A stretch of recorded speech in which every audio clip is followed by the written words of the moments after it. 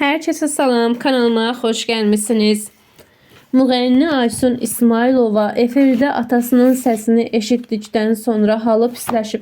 Həmin görüntüləri sizlərə təqdim edirəm. Videonu izləyib fikirlərinizi də bizimlə paylaşmağı, kanalımıza dəstək üçün abunə olmağı unutmayın. Qeyd edək ki, Müğənni Aysun İsmailovanın atası uzun illərdən sonra canlı efirə bağlanıb və Aysun İsmailova nə danışacağını bilməyib, amma onun atasının səsini eşitdikdən sonra uşaq kimi rəftarı diqqət çəkib. Həmin görüntüləri sizlərə təqdim edirəm.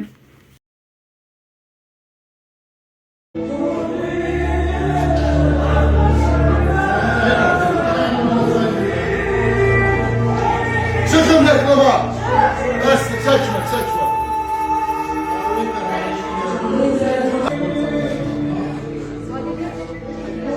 Biri vaziyeler yoktu.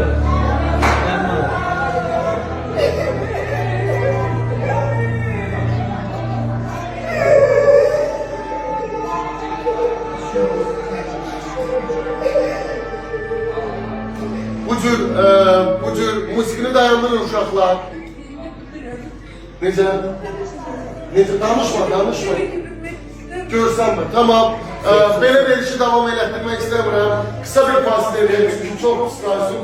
İstəmirəm bu görüntüləri yaratmasın efirdə. Kısa fasilə.